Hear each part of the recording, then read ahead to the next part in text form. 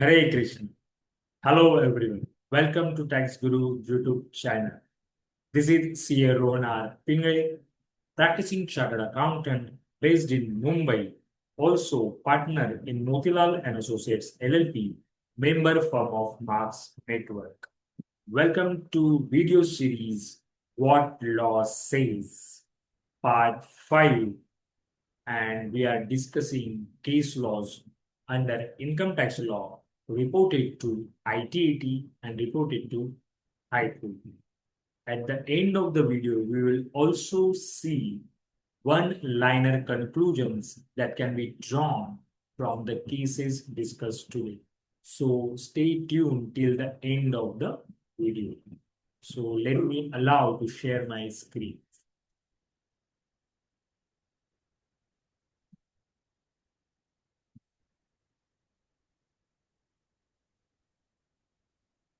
What law says? Direct tax part 5. Today's first case. Aruva Foundation versus CIT ITA number 398-399 Indo 2024. Assessment year is not applicable. 2025 date of order is 11th December 2024 and relevant sections are section 2, subsection 15, section 11, subsection 4A, section 13, subsection 8, section 12AB, and section 80G. Let's understand facts and issue of the case. Aruva Foundation was incorporated under section 8 of the Companies Act 2013, aiming to sell and market products developed by weaker societal sections. It received provisional registration under section 12AB, charitable purpose registration, and 80G, that is donation deduction. The foundation later applied for final registration under both sections. The CIT exemption denied the final registration, argued that the memorandum of association showed commercial intent, that is trading activities, also refused 80G approval, stating denial under 12AB automatically disqualified it. Further, claimed the 80G application was filed late. Issue was under consideration is whether the presence of commercial activities or objectives in the foundation's charter allowed CIT exemption to deny final registration under section 12AB. Additionally, whether rejecting 12AB registration necessarily leads to rejection of 80G approval. Let's see what tribunal observed and held. Tribunal observed and held that section 2 subsection 15 charitable purpose definition tolerates commercial activities up to 20% of total operation. It tolerates commercial activities only up to 20% of total operations. Section 11 subsection 4A permits charitable to undertake business activity if conditions are met. Section 13 subsection 8 states exemption denial applies only for the specific year the commercial ceiling is breached, not for registration under section 12AB. Very important. What section 13 subsection 8 talks about is talks about exemption denial applies only for the specific year the commercial ceiling is breached and not for registration under 12AB. Even if commercial objective exists, CIT exemption cannot deny registration under section 12AB. Registration can only be denied when actual activities breach the allowed limits in a given year. The foundation had engaged solely in charitable operations. No commercial activity had yet commenced. The tribunal emphasized that CIT's jurisdiction at the 12AB stage doesn't extend to speculating on future activities or potential breaches. Means that activities not have taken place only. Okay. Any assessment of commercial activity exceeding limits must happen through the assessing officer during annual assessments. The tribunal directed the CIT exemption to grant final registration under Section 1280 since a fresh application was filed within extended deadline extended till 30th June 2024. That time, the tribunal remitted the matter back for proper reconsideration. Hence, it was in favor of the assessee. Next, ITO versus Shree Banke Bihari Infracon Private Limited 2024 115 ITR T223 Raipur Tribunal ITN number 95 of 2020 assessment year 2013-14 date of order is 18th March 2024 and relevant section is section 68. Let's understand facts and issue of the case. The assessee company Shree Banke Bihari Infracon Private Limited reportedly received significant amounts in its bank account, which the AO characterized as unexplained cash credits. The AO contended that these deposits claimed by the assessee as share capital or share premium were not bona fide and thus assessable as income under Section 68. What is the AO's contention is that this deposit claimed by the assessee as share capital or share premium were not bona fide and thus assessable as income under Section 68. Consequently, the AO invoked Section 68 to add those amounts to taxable income of the assessee. Issue was under consideration whether the amounts received by the company and held in bank accounts can be treated as legitimate share capital or share premium, or whether they must be regarded as unexplained cash credits liable to be taxed under Section 68. Let's see what tribunal observed and held. The tribunal emphasized that for amounts to be accepted as share capital or premium, appropriate documentary evidence must be provided. What are they? Board resolutions for allotment, share application forms and allotment letters, certified copies of share certificates, and records of share application money receipts. The AO must also verify that share certificates were duly issued and that the share capital was truly received and reflected in the company's records. A mere entry in bank statements, a mere entry in bank books, bank statements without supporting documentation is insufficient to establish the genuineness of the transaction. The tribunal held that the assessee failed to provide adequate evidence or jurisdiction to establish that the credits were genuine share capital or premium. Accordingly, the tribunal upheld the AO's addition under Section 68, confirming the treatment of the amounts as unexplained cash credits. Means this was against the assessee. Next, Bando India Private Limited versus DCIT 2024 114 ITR T275 Delhi Tribunal ITN number 7743 of 2028, assessment year 2014-15, date of order 11th July 2024, and relevant section is section 43A.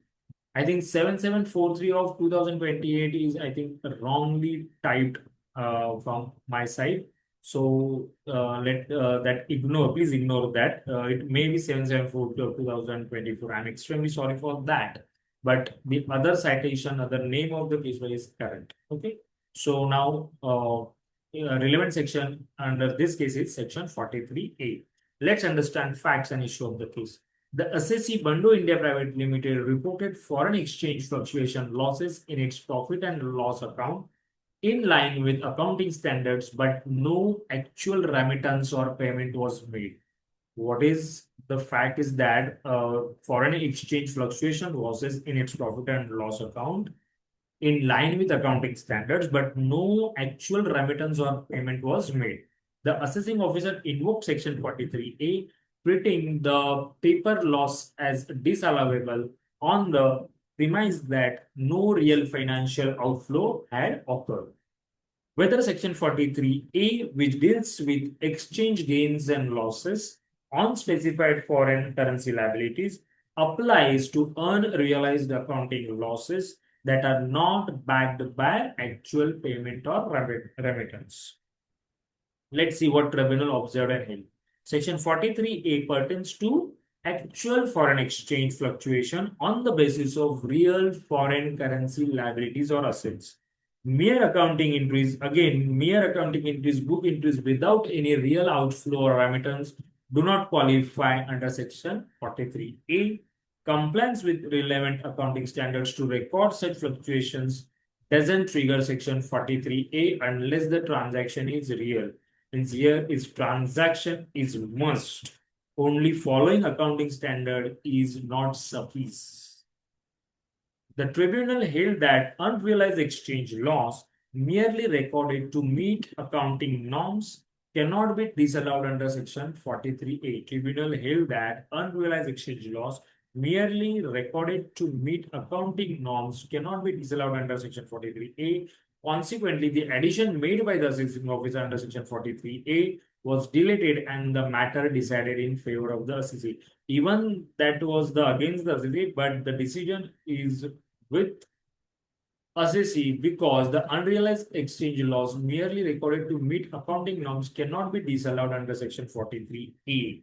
That is the important thing, and therefore that section is not allowing to disallow the as per the accounting norms of that unrealized exchange loss. Therefore, it was in favor of the assessee.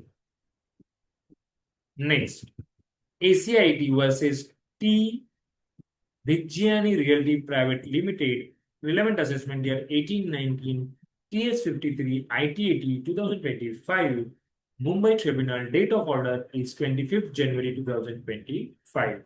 Relevant section is section 36, subsection 1, clause 3. Let's understand facts and issue of the case. The assessee Bhikjiyani Realty Private Limited engaged in real estate, borrowed funds during assessment year 2018-19. The company claimed deduction under section 36, subsection 1, clause 3 for interest paid on these borrowed funds as revenue expenditure. What assessee has done is borrowed funds during assessment year 18-19, engaged in real estate, and claimed deduction under section 36, subsection 1, clause 3 for interest paid on those borrowed funds as a revenue expenditure. The AO treated the interest claim as disallowable, reasoning that the borrowed capital was advanced to sister concern or remained unused for business purposes, thereby severing connection to the business. Issue was whether the interest paid on borrowed capital remains deductible under section 36 1 section 36 subsection 1 clause 3 when the funds are advanced to related or sister entities or not directly applied to the assessee's own business operation. This is the issue. Let's see what tribunal observed and funds borrowed and lent to sister concerns can still be considered as used for business purposes, provided there is a commercial expediency and the sister entities deploy the funds in active business. Where both interest-free and borrowed funds coexist, the prima facie assumption is that interest-free funds are used first. Thus, disallowance of interest only arises if incontrovertible evidence shows that interest-bearing funds were used first for non-business purposes, means then only it will be disallowed. The tribunal emphasized that so long as borrowed funds are deployed in the business ecosystem, as in acquisition of stock in trade or real estate projects, interest deductions cannot be denied merely on indirect deployment via sister concern. The tribunal allowed the assessee's claim under section 36, subsection 1, clause 3, and held that there was sufficient commercial expediency in advancing funds to sister concerns, that is case-to-case basis. The interest-bearing capital was part of the business cycle, even if not directly held or used by the assessee. presumption favored utilization of interest-free fund first unless distributed, and therefore the deduction claim was legitimate and the disallowance by the AO was deleted in favor of the SEC. Next, Johnson & Johnson Private Limited versus DCIT. Relevant assessment year is 2011-12. PS 131 ITAT 2025 Mumbai Tribunal. Date of order is 10th February 2025. And relevant sections are Section 2, subsection 11, Section 32, and Section 50. Let's understand facts and issue of the case. The assessee engaged in pharmaceutical manufacturing and sales sold two trademarks. What are they? Coldrain and Raricap. Raricap during the previous year relevant to assessment year 11-12. The trademarks were acquired on 29th July 1992, Raricap, and 16th March 1998, Coldrain. The assessee claimed the full cost of acquisition as a deduction in their respective years of purchase and offered the sale proceeds under long-term capital gains. The AO held that the trademarks were intangible assets forming part of a depreciation block, invoked Section 50 and treated the gains as short-term capital gains. The assessee challenged this, asserting that trademarks acquired before 1st April 1998 didn't qualify for depreciation. For Coldrain, although acquired in March 1998, it fell outside the scope of Section 32, subsection 1, clause 2. Hence, Section 50 wasn't applicable and LTCG rate should apply. Does issue was under consideration. Does Section 50 apply to gains on trademarks that have not formed part of the depreciation asset block due to their acquisition before the Finance Act No. 2 Act 1998 amendment? Should gains on their sale be taxed as short-term capital gain or long-term capital gain? Let's see what tribunal observed and held. Section 50 is triggered only if the asset sold is part of the depreciation block. Means when Section 50 is triggered, only when the asset sold is a part of depreciation block. That is, depreciation has been or could have been claimed under Section 32. Intangible assets acquired prior to 1st April 1998 were not included in the depreciation block and thus were ineligible for depreciation under Section 32, subsection 1, clause 2. As the trademarks were never depreciated, not eligible, the conditions for invoking Section 50 were not fulfilled. Consequently, the gains arising from their sale qualify as long-term capital gains and should be taxed accordingly. The tribunal ruled in favor of the assessee. Section 50 didn't apply and the gains were correctly treated as LTCG. The AO's invocation of STCG, that is short-term capital gain taxation, was reversed. Next, Rabin, Arup, Mukerjea versus ITO, International Tax, ITA number 588, Mumbai Tribunal, Mumbai 2024, assessment year 2016-17, date of order is 21st March 2025 and relevant section is Section 56, subsection 2, clause 7. Let's see facts and issue of the case. The assessee, a non-resident individual, received a flat in Worli, Mumbai as a gift from Ms. Vidai Mukerjea via a registered gift deed dated 21st January 2016. Assessee, a non-resident individual, received a flat in Mumbai as a gift from Ms. Vidai Mukerjea via a registered gift deed dated 21st January 2016. The deed described the donor and donee as sister and brother, respectively. That is a blood relation. The assessing officer held that the relationship was between step siblings, not natural siblings, and thus not within the legal definition of relative under Section 56, subsection 2, clause 7. Very important case law. Please note down this. The assessing officer held that the relationship was between step siblings, not natural siblings, and thus not within the legal definition of relative under section 56 subsection 2 clause 7. Consequently, the AO reopened the assessment under section 147 and added rupees 7.5 crore to the assessee's income. Consequently, the AO reopened the assessment under section 147 and added rupees 7.5 crore to the assessee's income.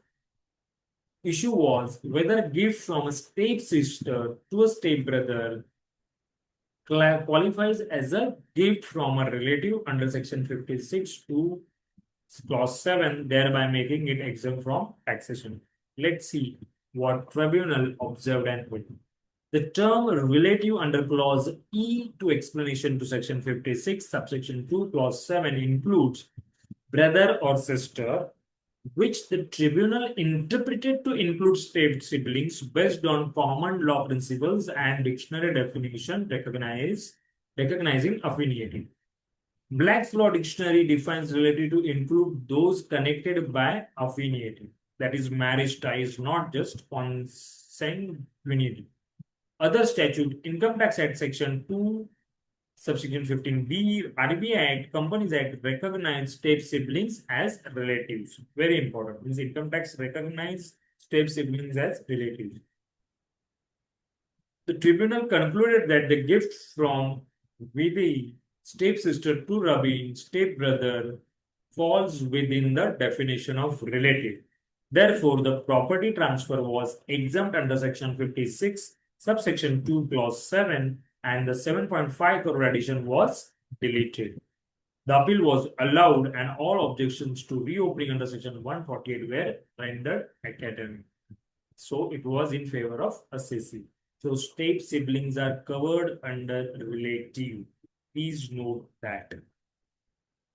Next, Shivani Helsing Sachdeva versus Assessment Unit ITA number 3218 Mumbai 2024. Assessment year is 2021-22. Date of order 21st January 2025. Relevant section with section 48. Let's understand facts and show the case.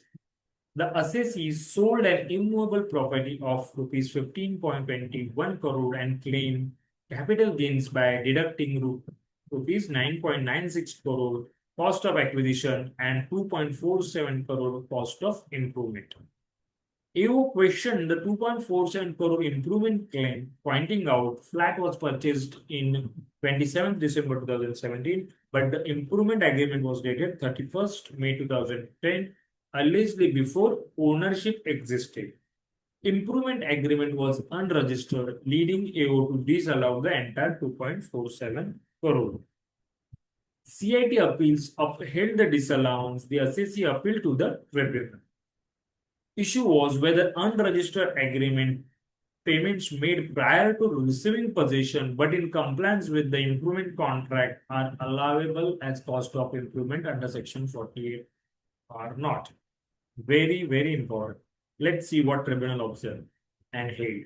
The tribunal analyzed the agreement of 31st May 2010, noting detailed specifications for civil and electrical fit-outs and found that the payments were actually incurred for improvement work. Correct? It accepted that the associate took possession on 31st March 2014 and completed improvements by then, which were integral to the property's value. The AO assumptions that improvements couldn't be undertaken before purchase was factually incorrect, because AO assumed that the improvements couldn't be undertaken before purchase was factually incorrect. We can take an improvement taken place before the purchase.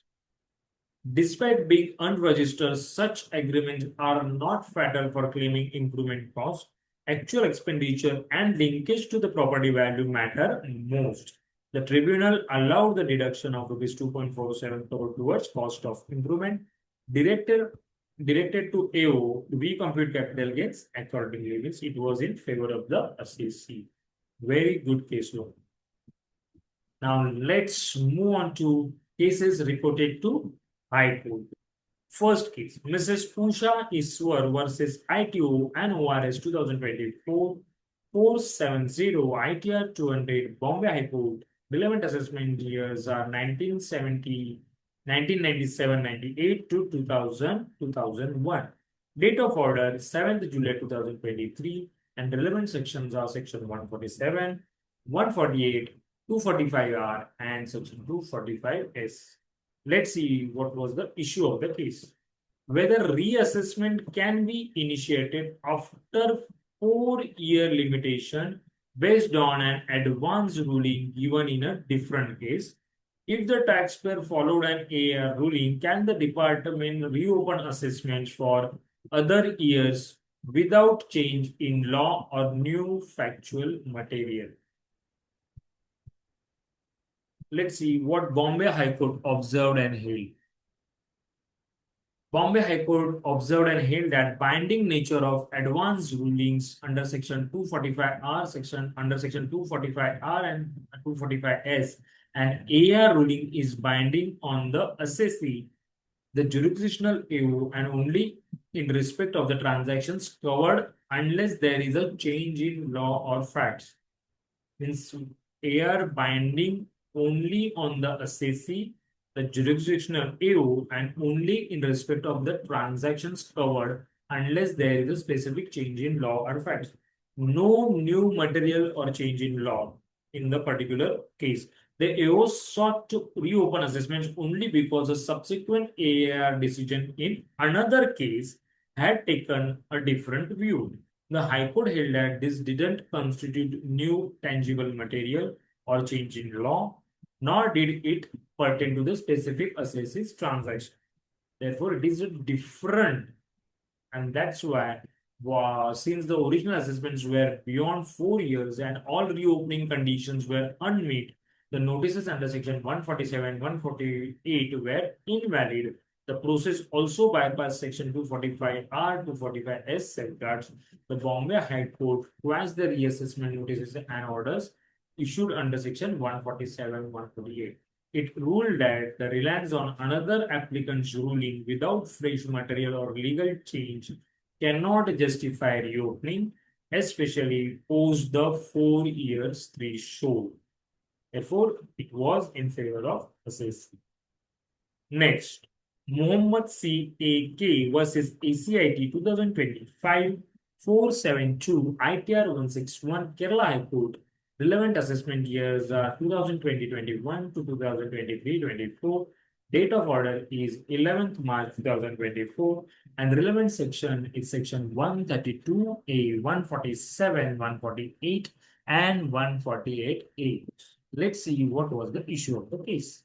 Whether the initiation of reassessment proceedings based on material seized under section 132A was valid when the assessee challenged the manner of seizure and retention of documents under section 451 of Code of Criminal Procedure, and whether notices under section 148 and 148A were sustainable in law for assessment year 2020-21 to 2023-24. Let's see what Kerala High Court observed and held. The power under section 132A to requisition and return seized documents must be exercised strictly in accordance with the statutory safeguards, and any breach renders such seizure unlawful. Retention of documents beyond permitted time frames without proper approval violates the procedural safeguards, giving the assessee the right to seek relief under section 451 of the Code of Criminal Procedure for interim custody. The new reassessment regime post-Finance Act 2021 mandates strict compliance with section 148A procedures, including providing adequate opportunity to the assessee before issuing a notice under section 148. Any reassessment based on unlawful retained documents or without adherence to section 148A is vitiated. The Kerala High Court held that the reassessment notices under section 148 and 148A invalid as they were predicated on documents requestion and retained contrary to section 132A and Criminal Procedure Code safeguards. Directed the revenue to release the sales documents to the assessee under Section 451 unless valid retention orders were produced. The proceedings for assessment years 2020-21 to 2023-24 were quashed with liberty to the revenue to initiate fresh proceedings after curing the procedural defects and following the due process under Section 148A. Next, Manjula D. Rita and Bhavya D. Rita versus Principal CIT 2025 472 ITR 116 Bombay High Court. Relevant assessment year is assessment year 2012-13. Date of order is 19th June 2023 and relevant section is section 179 and section 264. Let's see issue of the case. Whether the Principal Commissioner of Income Tax was justified in upholding the recovery proceedings under Section 179 of the Income Tax Act against the petitioners being directors of a private limited company for company's outstanding liabilities despite their claim that the company had ceased operations and the directors were not in control of the company's finances. Also, whether revision under Section 264 could be invoked to grant relief or not. Let's see what Bombay High Court observed and held. Section 179 empowers the revenue to recover tax dues of a private company from its directors only if the tax cannot be recovered from the company and it establishes that the such non-recovery is due to directors' gross neglect, misfeasance, or breach of duty. The onus lies on the revenue to prove that the director was responsible for the company's inability to pay its taxes. Mere status as a director doesn't automatically result in inability. In exercising provisional powers under Section 264, the principal CIT must act judicially, especially where the directors demonstrate absence of personal fault or show that the company's financial collapse was beyond their control. The Bombay High Court quashed the recovery proceedings under Section 179, holding that the revenue failed to establish the petitioner's gross neglect or breach of duty, leading to non-payment of the company's taxes. Directed the principal CIT to grant appropriate relief under Section 264, considering the petitioner's case on merits and the fact that the tax recovery could not be solely shifted to directors without evidence of culpability. Emphasize that the liability under Section 179 is not automatic and can only be fastened when statutory conditions are clearly satisfied. What it emphasizes that the liability under Section 179 is not automatic and can only be fastened when statutory conditions are clearly satisfied. Sorry for the interruption. Next. National Association of Software and Services Companies NASSCOM versus a DCIT exemption 2024 470 ITR 493 Delhi High Court. Relevant assessment year is assessment year 2018-19. Date of order is 1st March 2024 and relevant sections are sections 154, section 220, subsection 6 and section 237. Let's see what was the issue of the case.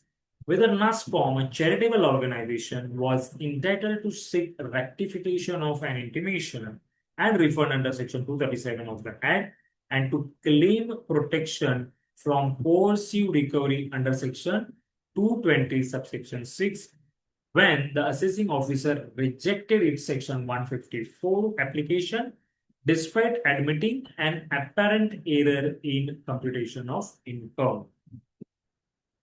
Let's see what Delhi High Court observed and held. Section 154 permits rectification only of mistakes apparent from record and when the error in income computation is undisputed and arithmetical, the assessing officer is bound to correct it. Section 220 subsection 6 is a discretionary but equitable power. Recovery proceedings should ordinarily be stayed. So when the assessor's claim is a prima facie meritorious and the demand is under challenge. Refund under Section 237 is a substantive right where taxes paid exceed the lawful liability. Denial solely due to pendency of appeal or unwillingness to rectify is arbitrary. Denial solely due to pendency of appeal or unwillingness to rectify is arbitrary. The Delhi High Court directed the assessing officer to rectify the mistake under Section 154 and issue refund under Section 237 with applicable interest. Order that no coercive recovery steps be taken against Nostrom under Section 220 subsection 6 till final disposal of the matter. Emphasize that charitable bodies cannot be subjected to unlawful recovery or denied legitimate refunds merely due to administrative reluctance. Next, Hemant Mahipatra Shah versus Anand Upadhyay 2025 482 ITR 1 Bombay High Court assessment years are 2012-13 to 2018-19.